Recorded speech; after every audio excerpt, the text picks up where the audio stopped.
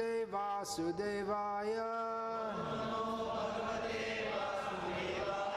Om Namo Bhagavate Vasudevaya. Srimad Bhagavatam, Canto 3, Chapter 32, Text 21, Translation and Commentary by His Divine Grace A.C. Bhakti Swami Prabhupada. When the results of their pious activities are exhausted, they fall down by higher arrangement and again come back to this planet, just as any person raised to a high position sometimes all of a sudden falls. Purport: it is sometimes found that a person elevated to a very high position in government service falls down all of a sudden and no one can check him. Similarly, after finishing their period of enjoyment, foolish persons who are very much interested in being elevated to the position of president in higher planets also fall down to this planet. The distinction between the elevated position of a devotee and that of an ordinary person attracted to fruitive activities is that when a devotee is elevated to the spiritual kingdom, he never falls down, whereas an ordinary person falls even if he is elevated to the highest planetary system, Brahmaloka. It is confirmed in Bhagavad-Gita, Brahma Bhuvana Lokaha, that even if one is elevated to a higher planet, he has to come down again. But Krishna confirms in Bhagavad-Gita, Mamupetya tu kaunteya punarjanmana vidyate. Anyone who attains my abode never comes back to this conditioned life of material existence. Nama Om Vishnu Padaya Krishna Preshtaya Bhutale Shrimate Bhaktivedanta Swaminiti Namini Namaste Saraswate Deve Gauravani Pracharya Nirvishesha Shunyavadi Paschatya Devashatani Panchatattvatmakam Krishnam Bhakta Rupa Swarupakam Bhaktavataram Bhaktakyam Namami Bhakta Shaktikam Jayatam Surato Pangor Mama Mandamater Gatihi Mat Saravasva Padam Bhojo Radha Madana Mohano Nilachala Nivasaya Nityaya Paramatmane Balabhadra Subhadra Bhyam Jagannataya Te Namaha. Hare Krishna, Krishna Krishna, Hare Hare, Hare Rama, Rama Rama, Hare Hare. Up and down. Material life means going up and down. Srila Prabhupada notes that apart from what's said in the verse about someone falling from the higher planets, Kshine Punye Martya Lokam Vishanti, that even in our experience here on this planet, we see persons who go to a very high position and again fall down again. Big happening in the news when Srila Prabhupada was preaching in the Western countries. It dragged on for months and months and months, and it was front page news every day, was the Watergate affair, in which eventually President Nixon voted into the seat of the President of the United States of America, was forced to resign. Otherwise he would have been impeached, that's legally removed from office, for orchestrating the burglary of the rival political party's office. And he lied about it and so much. But eventually the evidence became clear and he had to resign, although he never admitted that he'd done anything wrong and he never apologized for it. So Prabhupada he spoke about this a lot. He said, just see what is the character of your people.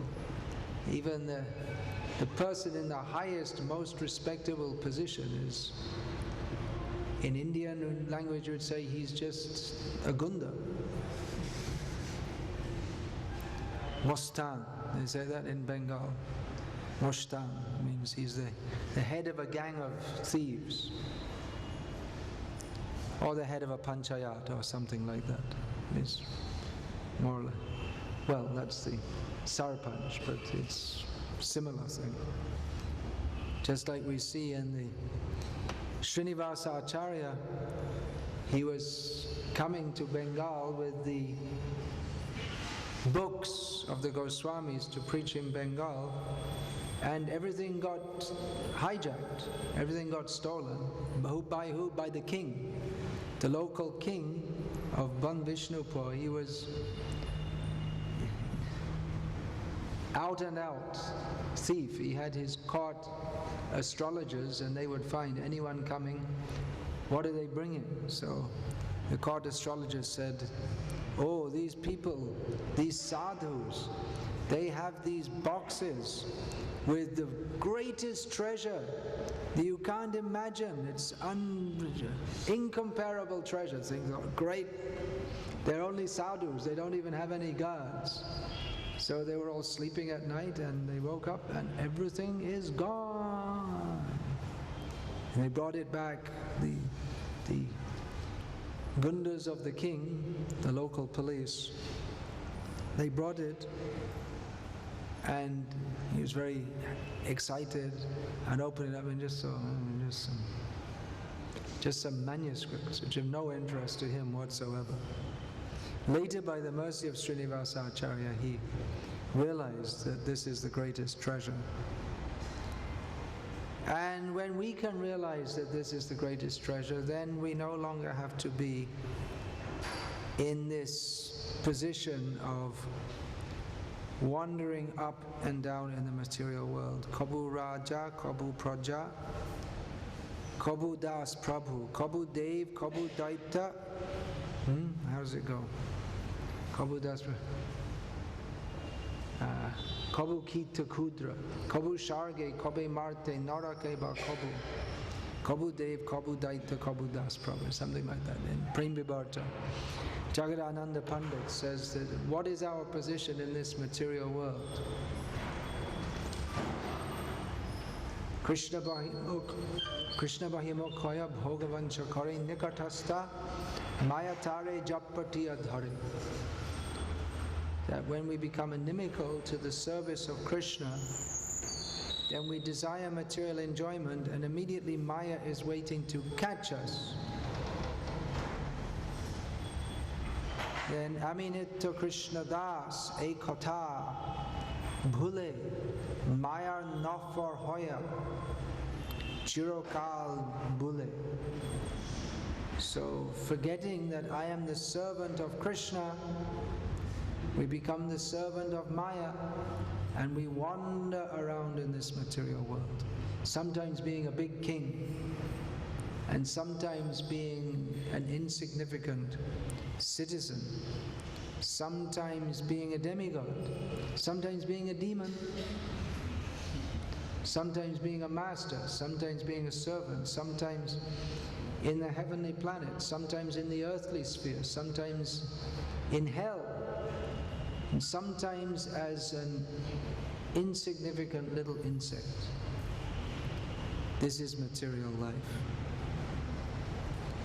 So a devotee, here in the purport, Prabhupada distinguishes between the elevated position of a devotee and that of an ordinary person.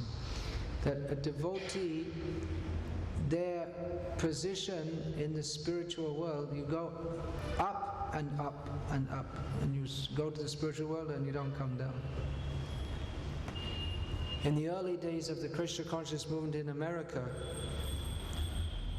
the devotees, they were preaching, stay high forever, because they were coming from the hippie background, and they were preaching among the hippies, who, for the hippies, the normal thing was to take all kinds of intoxications. And they would say you get high by taking ganja or LSD, some kind of drug. You get high, you feel like you're floating in the air, so you feel high. But then you come down, the effect of the drug wears off. So people used to ask, is there any way you can stay high forever? So this is the way. Krishna consciousness, stay high forever. As material life means go up and come down. Whether it's through intoxication or one has a high position, there are so many examples. Saddam Hussein was a high position, and then all of a sudden he's a prisoner. He was the unquestionable leader. You don't, if he gives an order, you don't say, well, Saddamji, I don't agree with that. Off with your head. Or shoot him in the head. That's the reply. And now he's going to be shot in the head, probably. Is it they didn't execute him yet? I don't think so. Anyway, it's a foregone conclusion. So like that, one is high and gets dragged down. There's so many examples in history that the intimate confidant of the king falls out of favor and is executed. Our religious education at school, we learned of Thomas More, who was a Catholic advisor, or he was the main advisor to King Henry VIII, who, for political reasons, because he didn't want to follow the church, converted England to Protestant Christianity. But Thomas More didn't agree. He said, I'm a Catholic, I'm not going to change because of you. So he was the head, he was the powerful man, and then executed, tortured and executed. So I was in a Catholic school, so we learned about all the Catholic heroes who were martyrs to the Protestants. It wasn't till I came out of school that I learned about all the Protestants who were killed by the Catholics. You don't hear about that. So like that, one's in a very, very high position and can be dragged down. Or someone of no position can suddenly become great, as, who said that? One of the American presidents, President Roosevelt or someone. Some people are born great, some people achieve greatness, and some people have greatness thrust upon them. But what is greatness in this material world? Just like that, Kabu Dev, Kabu Daita, Kabu Das Prabhu, Kabu Shage, Kabu Man, Kabu Kit. Sometimes you're a demigod in heaven and sometimes you're an insect. That happens. We find in Mahabharata, Yudhishthira speaking to a snake, talking snake, who was formerly Nahush Maharaj. Nahush was a very pious and elevated king, and due to some problem Indra was having, see, people think, well, I have so many personal problems. Well, Indra has them also. So, even in the heavenly planets. Indra, he was in a high position, then he got in some trouble due to insulting his guru. So he was thrown down. Then Nahush came up to be Indra. And then Nahush, he got the same problem that Indra got. He became puffed up and insulted the rishis, and he got thrown down to the position of a snake. There are so many we find in Krishna Lila that one Vidyadhara means a Upadeva, semi-demigod. He was in the position of a snake due to insulting. Who was that? He insulted some sage. So he got cursed to become a snake, and he was swallowing up Nanda Maharaj. And the Rajvasis, they were beating the snake with burning sticks, but he wasn't responding. Then Krishna just touched the snake with his foot, and he got the form of a Vidyadhara. There's so many examples. The Apsaras in South India, Chaitanya Mahaprabhu, he delivered who was that? Was that Ram? He delivered the Apsaras that they'd become crocodiles. Just see, beautiful dancing girl in the heavenly planets, and then do something wrong and you end up as a crocodile. It's very dangerous being a dancing girl in the heavenly planets, because time to time you get sent by Indra to go and seduce some yogi, but if it doesn't work, the yogi curses you. Then you end up as a crocodile or something like that. So it's a risky business. Even in the heavenly planets, Indra is feeling so puffed up, but in a moment he's thrown down. Nahush, the second Indra, he gets thrown down.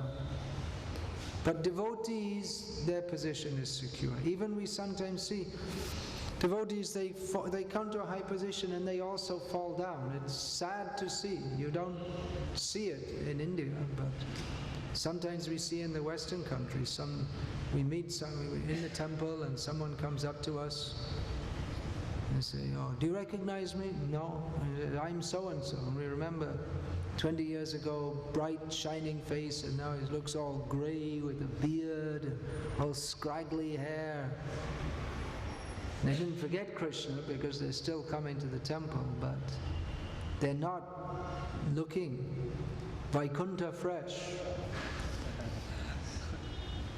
They look, in many ways, just like an ordinary karmi.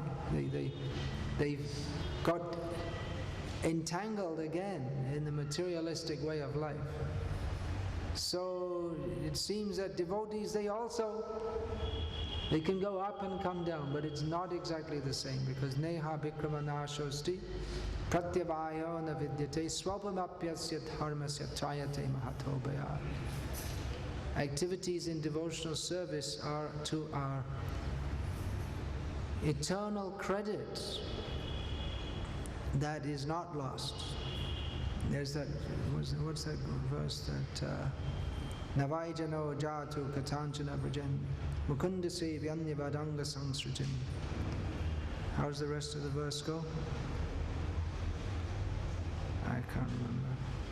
Anyway, the purport is that even if a devotee of Krishna falls down from his position and appears to be entangled, smaran mukundangri upaguhanang puna, then again he will remember the lotus feet of Mukunda, because having once tasted the nectar of serving Krishna, one can never forget it.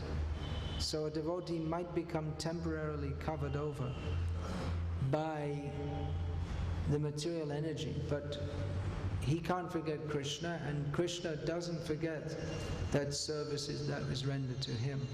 That means sincere devotional service to Krishna. If someone is coming with the intention of using the role of a devotee to get some material gain, then Krishna is not pleased with that. But if one actually pleases Krishna at any time, then Krishna never forgets that. Prabhupada, in one of the early Back to Godheads, before he came to America, he was writing that in most Vishnu temples in India today, they are propagating the worst demoniac theories. So the temples are full of demoniac people. It's very strong. I'm not sure exactly what he was referring to, because that was in a time and place before we came, but certainly in many, we find in many temples that the spirit was lost, and people were running the temples more or less for personal profit. Radha Damodar temple in Vrindavan You can see so many deities are there on the altar, but actually it's originally only Radha Damodar. Then how did all the others come? Because in course of time, these Saivites, they took the deity from the temple, put in Radha Damodar temple and sold off the properties. That's how they all came together. You'll find in many temples in Vrindavan, there are many deities in one temple. There's only supposed to be one deity. But well, here this is different. There's Gaunitai, Radha, Krishna, Jagannath, Subhadra, Baladev. They were installed like that. But the standard situation is that there'll be one temple of Radha Vinod, then another temple of Radha Madan Mohan, another temple of Radha Shamsund. Not that they're all together in one temple, but they came together because the Saivites thought that we can make some profit. We'll sell the land. That's in now Radha Damodar temple. The Prabhupada's worship was going on, and the Saivite locked the door, and he's telling everyone that this is my property, but legally it's not his property. Legally he's a Saivite, it's the deity's property, but they don't think like that. They think it's my right, it's my property. The term Saivite, they take to mean proprietor. They change the definition.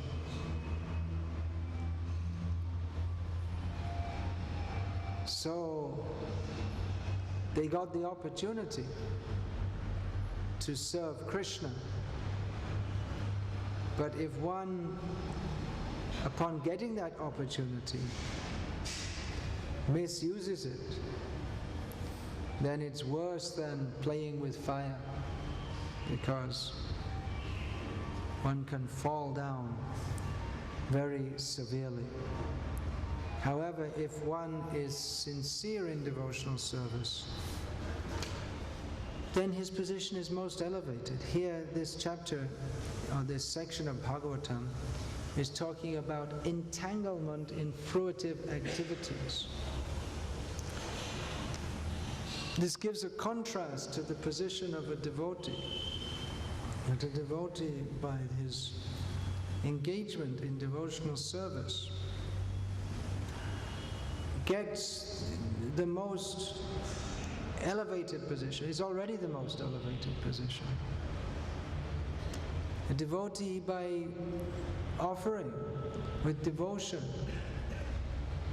a flower to Krishna, achieves more than any Alexander the Great or Hitler or Napoleon or Mahatma Gandhi or anyone could achieve by their political machinations. All these persons simply achieved a sense of dominance. Of course, Mahatma Gandhi didn't, but he didn't become the leader of the nation, but he achieved his goal of that we should not be politically dominated by the British. So they appear like they've done something very great.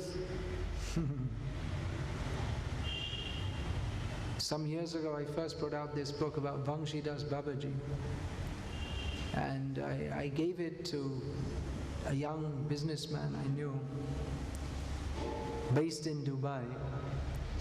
I said, well, he saw the book. He said, who is he? I said, he was a great devotee. So what did he do? I said, well, he chanted the names of the Lord and he worshipped the Lord. I said, well, yeah, well, what did he achieve? He was saying a great devotee should be doing something. Should be opening lots of temples and initiating lots of disciples. Well, great devotees, some great devotees do that. Some great devotees, you might not even notice them, because they're not doing things that are noticeable to ordinary people, but is noticeable to Krishna. So who's great? Chaitanya Mahaprabhu said, Jai bhaje Shai Baro. Who is great? Who worships Krishna. according to the degree of our bhakti, that can't necessarily be realized or understood in terms of one's apparent achievements. I mean, there are many devotees of Upasampradayas who have made many disciples, opened temples, but our acharyas don't recognize them as being proper devotees at all, because their siddhanta is wrong. There are many examples, so many Upasampradayas. So one's bhav, one's feelings for Krishna should be pure. That is greatness. A devotee never feels himself great, and that is his greatness. Vishayi durjana shada papirata kichu nahi moraguna. Bhaktivinoda Thakur. Such a great devotee, those who read he's still with us in the form of his writings, those who read his writings, his songs, and his devotional and other devotional writings, and you can appreciate what an unimaginably elevated devotee he is. Very just inconceivable how the depth of his Krishna consciousness. But he's writing, I'm very fallen, I'm a materialistic rascal, always full of lust, I have no good qualities. He's feeling like that. But the purity his purity is apparent from his penning so many songs. I mean, it's easy to say that anyone can say, yeah, I'm the most fallen. This and that. But how he expresses that in so many songs. This Krishnadas Kaviraj Goswami also writes that Jagai madhai hoite mui she papishto. What is that? Purishe kirto hoite mui she logishto. Jai mora naam shune tara punna khoi. Jai mora naam loy tara papa hoy. He says that I am more sinful than Jagai and Madhai, and more insignificant than a worm in stool. Anyone who hears my name loses the effects of their pious activities, and anyone who says my name becomes sinful. So Prabhupada explained that he's not just saying that. Sometimes we say that, oh, I'm the most fallen, I'm very sinful. We say that. It's no harm for a devotee to say that. If he may not feel fully like that, but it's good to make the practice of feeling like that, because generally we always try to promote ourselves. But Prabhupada explained that Krishnadas Kaviraj Goswami, he's actually feeling like that, but then see what literature he has produced. Sri Chaitanya Charitamrita, most elevated description of Sri Krishna Chaitanya Mahaprabhu. It's full of learning, scholarship, demonstrates the teachings of Chaitanya Mahaprabhu, beautiful poetry,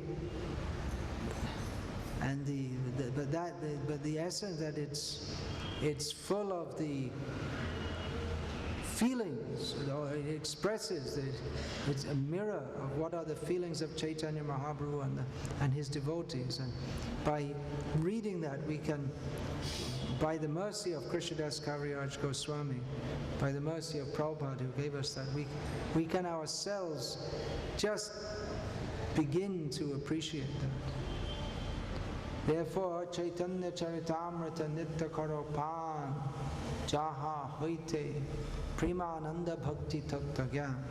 Krishnadas Kaviraj Goswami himself says to daily drink the nectar of Chaitanya Charitamrita, because from this Jaha Hoite, one will attain Premananda and Bhakti Tattva, knowledge of the, we could say, the philosophy of Krishna consciousness. So people should know about Chaitanya Mahaprabhu, what we're talking about, who's elevated. People go to the heavenly planets, they become a little bit elevated, then they fall down again. To attain that position, they have to perform some elevated activities. Yagyas, in the yagya you have to be, when performing the yagya you have to behave very nicely with the brahmanas. So the allurement to go to the heavenly planets, that is just to train one in proper behavior and pious activities. But if that good behavior and expression of humility doesn't enter the heart, then again one can become proud. Indra, Nahush, we just gave example. They became proud and then fell down. But Chaitanya Mahaprabhu's cult, that teaches utter humility from the heart, easy to talk about, easy to recite, Trunadapi Sunijana, easy to say. Not so easy to actually feel like that, but that is our aim. We can pray to Chaitanya Mahaprabhu. Again, Bhaktivinoda Thakur has given us so many beautiful songs demonstrating the purport of Shikshashtaka. What is that? Name Anurag Na Hoilama Bhaktivinoda She Dukhe Vibhor, is expressing this second verse. I didn't get any taste for the holy names. So Bhaktivinoda says, I'm simply Dukhe Vibhor. I'm simply overwhelmed by grief that I could not get any taste for the holy names. So like this, the great devotees, they help us come up from the low position to the very highest gift Chaitanya Mahaprabhu is giving. Unatajvala rasa, swabhakti shriyam. Chaitanya Mahaprabhu has come to give us initiation into the highest rasa that Chaitanya, of course, all the Chaitanya Mahaprabhu taught or distributed bhakti, chari bhav, in all the rasas, dasya ras, sakya ras, vatsalya ras, shringar ras, but especially the unatajvala rasa, the topmost resplendent rasa, swabhakti shriyam, the beautiful devotional service to himself. So our acharyas are pointing towards that. That is the opportunity to enter that. That position is far more elevated than even that of Lord Brahma. Prabodhananda Saraswati says, Kaivalyam narakayate tridashapur akasha pushpayate Vidhi Mahendra Adishcha Kitayate Kala Sapa Patali Prodkata Dangstrayate Yah karunya kataksha vaibhavatam tam gaurameva stumaha. He says that for one who has got even the slight sidelong glance of Chaitanya Mahaprabhu's mercy, then impersonal merging into the impersonal absolute, it seems like hell. And going to the heavenly planets, the idea of that, it just seems like it's not real, it's just meaningless. Would you like to come and enjoy? Someone is offering, come and enjoy. It's just devotee,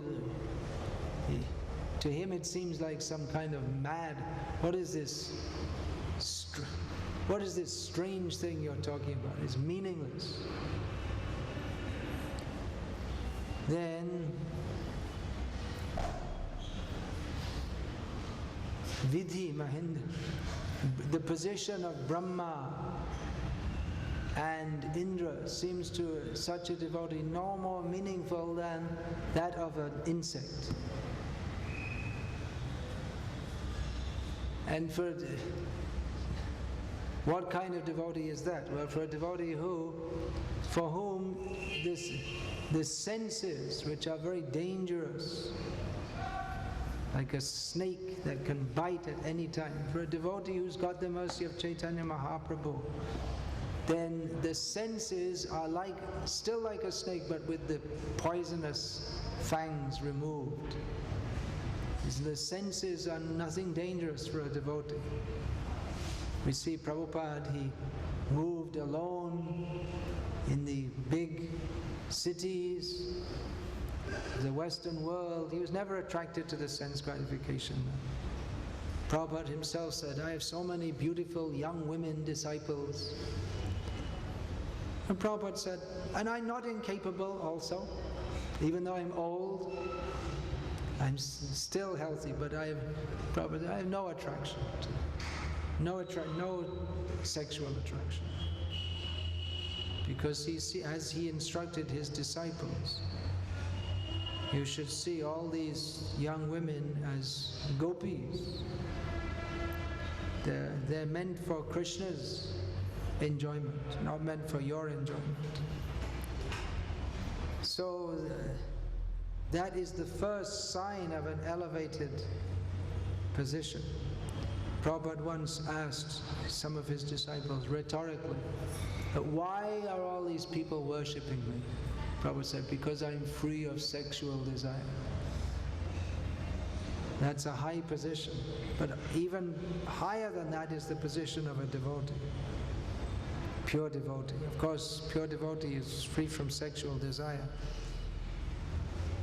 Many times we hear devotees speaking about the very high, elevated position, raga, nuga, bhakti, all these. All right, that's good. That is our goal. But it might be more appropriate for us to discuss how to become free from material desires. Because there's no entering into the highest levels of devotional service unless we're free from material desires. We're thinking we'll do some special manjari sadhana, imagine ourselves to be a gopi or something like this. But Chaitanya Mahaprabhu gave us chant Hare Krishna, Krishna Krishna, Hare Hare, Hare Rama, Rama Rama, Hare Hare. Prabhu kahe kohilam ei mahamantra iha japagiya shabe kariya nibandha. Iha hoite, from this Sarva Siddhi, this is Siddhi, Siddha Pranali. Sarva Siddhi hoibe shava sarva kan kahanam vidhinahya.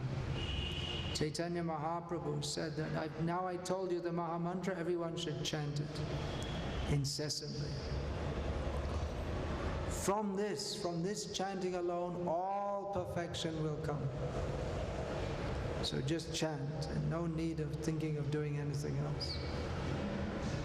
So we're very anxious to know what our position is in the spiritual world, and whether I'm a gopi fanning Krishna or providing tambul. First, let's chant the holy names. A little attentively, at least. Everything comes from chanting the holy names, by the mercy of the holy names. Most elevated position. But Name Anurag, the Hoilamo, Bhakti Vinod Ati Duke Bibor. When Bhaktivinoda Thakur, who is simply full of taste for the holy names, is lamenting, I don't have taste for the holy names. And what is our position? We're so fallen, neither we have taste for the holy names, nor are we even sorry that we don't. And we're talking about this gopi, that gopi. Better to serve the mission of the gopis. And gopis have come to this world as the associates of Chaitanya Mahaprabhu. They've given books. This Bhagavad, we're getting the commentaries. Sanatana Goswami's commentary, Vishwanath Chakravarti Thakur's commentary. Prabhupada took all the commentaries of the acharyas and gave the essence. Prabhupada said, by reading my books, one gets in contact with all the previous acharyas. So now,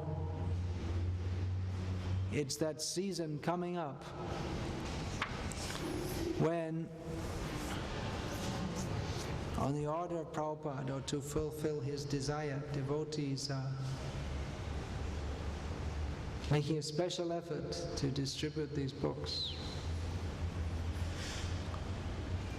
The 1 month marathon of book distribution. Of course, we can do all through the year, but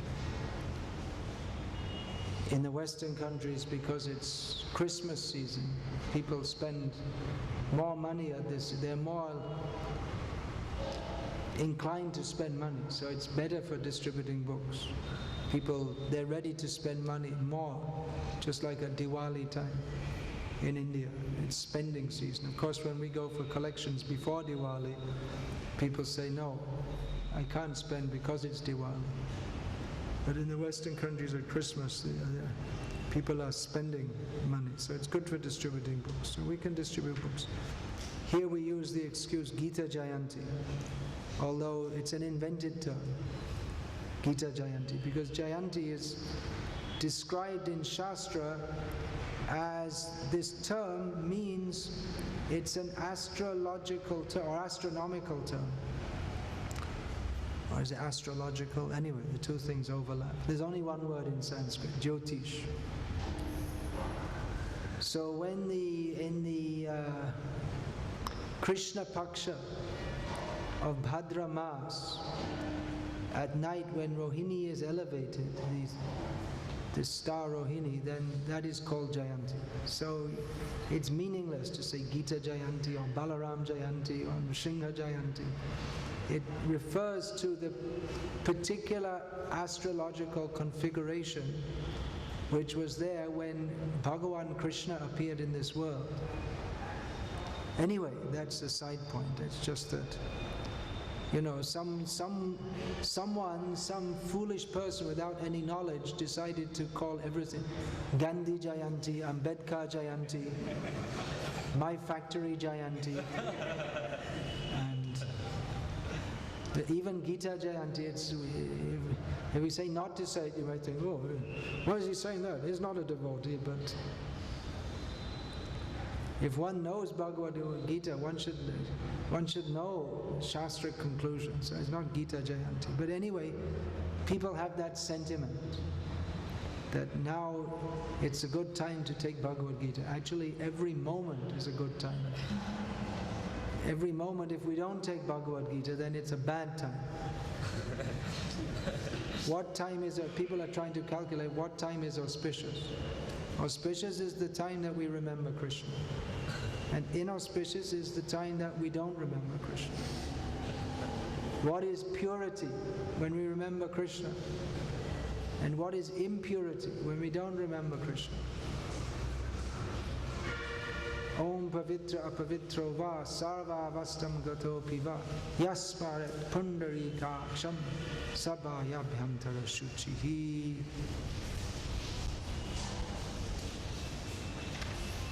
Anyway, it's a good time for distributing these books.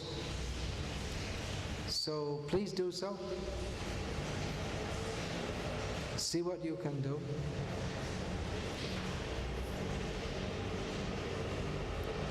Probably in all of India, which means in all the world, the Telugu people are the most inclined to take Prabhupada's books. It seems like that. There's good interest. In Maharashtra, there's also, all of India in general, in Maharashtra there's very good scope for book distribution. In Andhra Pradesh, this ISKCON Bombay, Juhu, for many years they've been organizing traveling bus distribution parties. And their parties mostly come to Maharashtra, which is anyway, Bombay's anyway in Maharashtra, but they get good response there. And to Andhra Pradesh, more than, they could go anywhere, they do also. They also go to Gujarat and MP and Karnataka and Goa and all these places. But especially these two states, they're coming, even though in these two languages it's been very slow for book production. Anyway, now they're coming out gradually. But nevertheless, the response has consistently been good. Devotees go back. Once I took a bus party there, devotees hadn't been to Vijayawada for, I don't know, about 8 months. And people say, "Oh, why didn't you come? What's wrong? Why haven't you come? We want to get your books." So people want the books. Again, just some devotees, they went out, they took a traveling party in Tamil Nadu after, well, the Bombay parties have come, but from Tamil Nadu there hasn't been a traveling book distribution party in many years, and they're going in towns, people saying, "Oh, what happened? We didn't see you for years. Where are the new books?" So there's good scope. Now the sets of books are coming. You can try to distribute these sets of books. Last night I was with a devotee. He got the habit in America when he was there of selling sets of books. And he's come here, he's not even Telugu, he's Tamil by background. But he's selling so many sets of books to people who, they don't have much connection with ISKCON, but somehow he's convincing people to buy sets of books. Just recently a permanent brahmachari Sankirtan party was started in Bangalore, not that temple, but so I don't think they have permanent books in their temple, but I don't think they have going out. I don't know. Anyway, one of the devotees found the response was very good, that many people are interested. But another thing he found, so many people already have Prabhupada's Bhagavad-Gita, so he started bringing full sets of Srimad Bhagavatam. And when he found people were interested, more interested, he'd just say, "Can I spend a few minutes with you?" And go in and show them the Bhagavatam set, and he's distributing 10 to 12 Bhagavatam sets every week, door to door, just knocking on the door, saying, "We'd like to show you the books," and just people with no introduction, on the spot. They're taking sets of Prabhupada's, it means Bhagavatam. So there's good scope.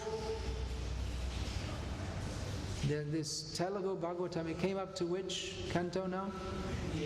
8th canto. So you can sell sets now, and you keep the addresses, and as the books come out, or you can take full payment in advance, and so, or you have a standing order that you send them by post, the new volumes as they come out. Now you can do. How about him? He looks enthusiastic.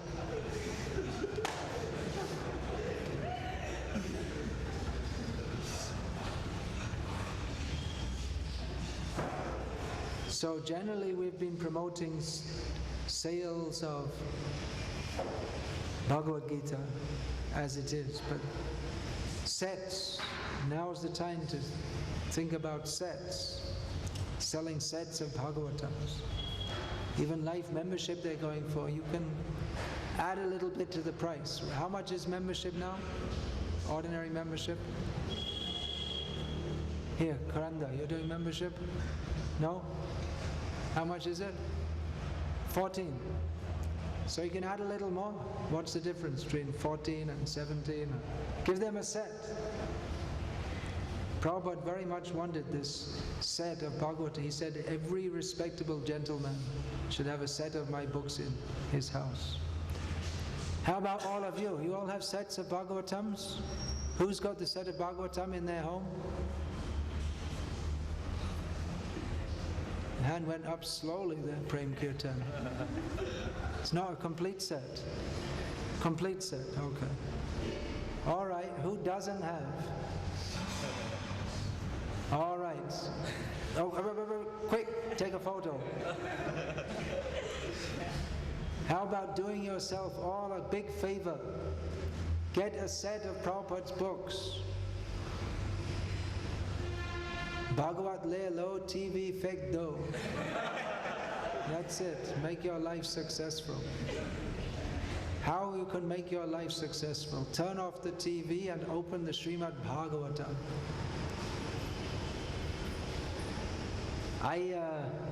I've been insisting that those persons who are coming to me asking for initiation, you should read the first 2 cantos of Bhagavatam minimum. Because I know if you read the first 2 cantos, definitely you're going to want to read the rest. Because it's nectar. So many times they say, oh, well, I don't have time and this and that. And so, all right, it's up to you. You want, then you read. So then they start reading and say, oh, it's so wonderful. My Krishna consciousness it's just completely different now. I didn't realize how wonderful these books are.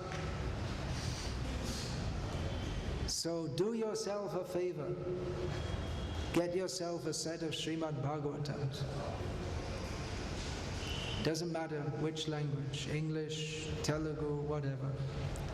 Get the books and read the books and make your life successful. Hare Krishna, Krishna Krishna, Hare Hare.